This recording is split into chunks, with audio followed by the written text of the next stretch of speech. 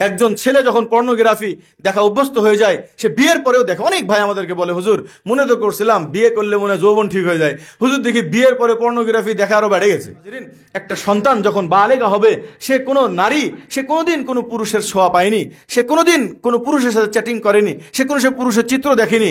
এইরকম একজন নারীর যদি বিবাহ হয় এমন একটা ছেলের সাথে, যে ছেলে কোনোদিন পর্নোগ্রাফি দেখেনি, যে ছেলে একদিনের জন্য হস্তমৈথুন করেনি, যেই ছেলে পুরো পবিত্র, এই দুই পবিত্র ফুল যখন একত্রিত হবে, এখান থেকে ইমাম মাহাদির ব্যাটালিয়ন তৈরি হবে। তাদের অন্তরে কোনোদিন তাগুতের ভয় থাকবে না। তাগুত কে? তাগুত শুধু হাসিনা না, তাগুত শুধু কুফফার না, তাগুত হলো যারাই আল্লাহ এবং আল্লাহর বিধানের বিপক্ষে কোনো সাইকোলজি তৈরি করবে, কোনো যুক্তি পেশ করবে, এরাই হলো তাগুত। মুহতারাম হাজিরিন, সেটা আপনার স্ত্রী যদি আপনার কাছে কোনো ধরনের অন্যায় আচরণ দেখেন, নবী করিম সাল্লাল্লাহু আলাইহি ওয়াসাল্লামের জিন্দেগিতে অনেক কিছু ঘটেছেন। স্ত্রীরা আল্লাহ রসুলের সাথে মধু খাওয়া নিয়ে কথা বলছে, তো আল্লাহ রসুল যা মধুই খাবো না। আল্লাহ রসুল কিন্তু হারাম ঘোষণাও দেননি, কেউ মধু খাইলে তাকে গালমন্দ আল্লাহ রসুল করবেন না, শুধু স্ত্রীদের প্যারা থেকে বাঁচার জন্য যা মধুই খাবো না। আল্লাহ তাআলা আয়াত নাযিল করছেন, ইয়া আইয়ুহান নবী লিমা তুহাররিমু মা হাল্লাল্লাহু লাক, আল্লাহ যেটা হালাল করেছে আপনি এটাকে হারাম করলেন কেন? তাবতাগি মারদাত আজওয়াজিক, আপনি আল্লাহর হালাল বিধানকে হারাম করে স্ত্রী খুশি করতে চান? মুহতারাম হাজির, এখান থেকে শিক্ষা নেওয়ার ব্যাপার যে আমার স্ত্রী কোন কাজে খুশি হবে সেই ভাবে ভাবে আমি চলবো। এখানে ইসলাম ক্যাটেসিডে চলবো। ভাই, আপনিও শিরিকের মধ্যে নিমজ্জিত আছেন, আপনিও এক মুশরিকের সাথে সংসার করতেছেন। মুহতারাম হাজিরিন, এই কথাগুলো বললে আমাদের বিশ্বাস হয় না। না হুজুর, আজ যাই হোক আমার বউ মুসলমান, তো মুসলমানের সংজ্ঞায় তাকে নিয়ে আসেন। আমিও তো চাচ্ছি আপনার বউ মুসলমানের সাথে সংসার করেন। আপনি মুশরিকের সাথে সংসার করলে পেটের গুলো কি হবে? এই জন্য মুহতারাম, এই বিবাহের বয়স কখন বলেন? আল্লাহ রসুল কি বলছেন? ফাইদা বালাগা ফালইউযাওয়িজ, বালেগ হয়ে গেলে বিবাহ দিয়ে দাও। যে যখন প্রাপ্ত বয়স হবে তাকে তখন বিবাহ দিয়ে দাও। এরপরে যে কিভাবে লেখাপড়া করবে, কিভাবে কি করবে, সবগুলোর থিওরি আছে ইসলামে, আমাদের কাছেও আছে, আপনাদের কাছেও আছে, বিস্তারিত করতে হবে। আমরা যে যত অজুহাত এখানে দেখাবো, সমস্ত অজুহাত এই উম্মাহকে জেনার দিকে ফিরাবে।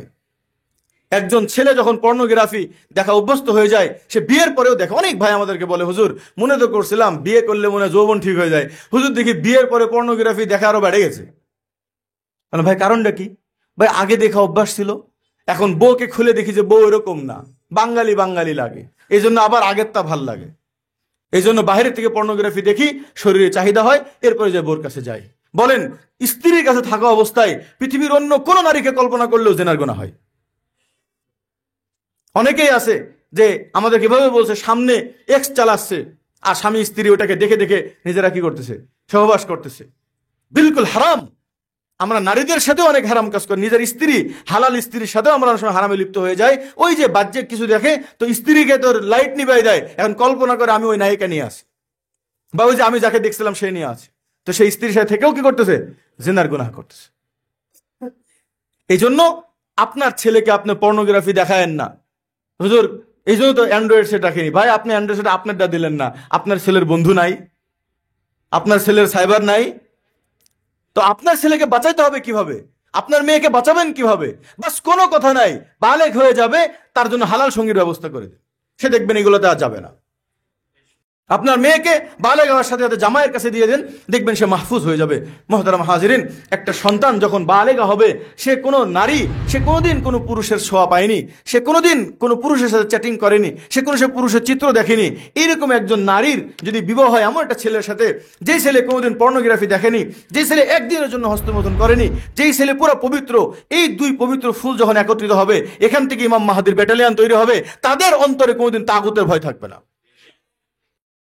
আর আমি আপনার মেয়েকে বানাচ্ছি, মেয়েকে স্কুলে পড়াচ্ছি, কলেজে পড়াচ্ছি, 22 বছর 23 বছর হয়ে যাচ্ছে, কত ছেলের সাথে প্রেম করে, কত চ্যাটিং করে, কত আরো কত কিছু করে। আর একটা ছেলে বয়স আপনি নিয়ে আসেন 25 বছর 26 বছর, সে কত উলঙ্গ নারীকে দেখেছে, সে কতজনের সাথে প্রেম করেছে, কতজনের সাথে জেনা করেছে। এই দুই ফাসেকের একসাথে বিয়ে হলে কি হবে?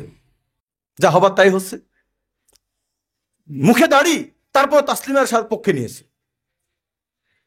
যদি আমাদের কোনো মাসালা ভুল হয়, আপনি পরিষ্কার ভাষায় আমাদের সাথে কথা বলেন যে ভাই আপনার এই মাসলা ভুল, আমার জানা নাই, যে এত উদাত্ত আহ্বান আর বাংলাদেশের কোন ওলামা একরাম কোন সংগঠনের পক্ষ থেকে মানুষকে দেওয়া হয় কিনা, যে আমাদের একটা কাজ যদি আপনাদের ভুল মনে হয়, একটা কথা যদি ভুল মনে হয়, আপনি আমাদের সাথে বলেন। আজায়েরা এক মিথ্যা কথাবার্তা নিয়ে আমাকে বসে লুচ্চা হুজুর, এই সেই, নারীদেরকে আমি ফাবড়বাজি করি, নারীদেরকে আমি প্রতারণা করি, আরো কত রকম কথাবার্তা। ভাই এগুলো তো ভাই কোনো আলেমের কাজ হতে পারে না। আলহামদুলিল্লাহ তাসলিমা নাসরিনের সাথে সাথে বাংলাদেশের কিছু দাড়িওয়ালা তাগুতকে আমি চিনেছি। এরা সব দাড়িওয়ালা তাগুত, যারা মুখে দাড়ি নিয়ে ইসলামের কোনো একটা বিধান নিয়ে যেই ফাউন্ডেশন কাজ করতেছে, সেই ফাউন্ডেশনকে বন্ধ, আজকের এই প্রোগ্রামকে বন্ধ করার জন্য তারা বলছে ওই প্রোগ্রাম বন্ধ করতে হবে, ওই প্রোগ্রামে এই চলে সেই চলে। কত বড় এটা দাড়িওয়ালা তাগুত ছাড়া আর কি। আপনারা এই প্রোগ্রামে আসছেন, এখানে এসে আপনাদের কাছে কি মনে হচ্ছে? খুব অনিরাপদ, আমরা আপনাদের ধরে নিয়ে আসছি, মেরে ফেলবো। কোন কথা চলতেছে এখানে? মুহতারাম হাজিরিন, আর এতটুকু আদব তো নাই। আমি পরিষ্কার ভাষায় বলি, যারা দেখবেন ফেসবুকের মধ্যে বা সোশ্যাল মিডিয়াতে অন্য কোনো একজন মানুষকে কলঙ্কিত করতেছে অথচ তার সাথে কোনোদিন দেখা হয়নি, এটাকেই মনে করবেন দাড়িওয়ালা তাগুত। বড় বড় ওলামা ইকরামদেরকে নিয়ে বিভিন্ন জায়গায় নিয়ে মিথ্যাচার করে এরা। তাহকিক করো ভাই আগে, তারপরেও যদি কেউ দোষী হয় তাহলে সেটা কি ফেসবুকে বলার অনুমতি আছে? এবং আইএমবিকে বন্ধ করার জন্য শাড়িওয়ালা তাগুতও লাগছে, দাড়িওয়ালা তাগুতও লাগছে। বুঝতে পারছেন? মুহতারাম হাজিরিন, আপনি তাগুতের পক্ষে নিয়েন না। পক্ষে দুই রকম হয়, একটা হলো ভয় দেখানো, এটাও মুনাফিকদের কাজ। কেন এর কথা নাই? আপনার সকলে খন্দকের যুদ্ধের কথা আপনার মনে নাই? আপনি তো জানেন কিছু মুনাফিকিনরা ভয় দেখাচ্ছে যে ওইদিকে বহুত লোকজন চলে আসছে, গেলেই কিন্তু মেরে ফেলবে। আল্লাহ বলেনি কোরআনের মধ্যে? এগুলো সব দাড়িওয়ালা তাগুত, যারা অন্যদের ভয় অন্তরের মধ্যে ঢুকায় দেয়। আল্লাহ তাআলা যদি বলেন যে হে বান্দা, তুমি যদি আল্লাহর উপরে ভরসা করে, ওমান নাসরু ইল্লা মিন ইনদিল্লাহ, আমার আল্লাহ ছাড়া কারোর সহযোগিতা লাগবে না, আমার আল্লাহ বলেন আমি তোমাদের জন্য যথেষ্ট। ওয়া কাফা বিল্লাহি ওয়াকিলা, আল্লাহ 100 এর মধ্যে 100% উকিল হিসেবে যথেষ্ট, আল্লাহ 100 এর মধ্যে 100% নাসির হিসেবে যথেষ্ট।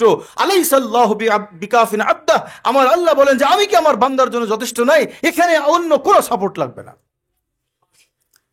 হযরত ইব্রাহিম আলাইহিস সালাতু ওয়াস সালাম নমরুদের সামনে দাঁড়িয়ে আমার আল্লাহর কথা বলেছিলেন, কার সাপোর্টে? নবী করিম সাল্লাল্লাহু আলাইহি ওয়াসাল্লাম পুরা তাগুতের বিরুদ্ধে লেগেছিলেন, কার সাপোর্টে?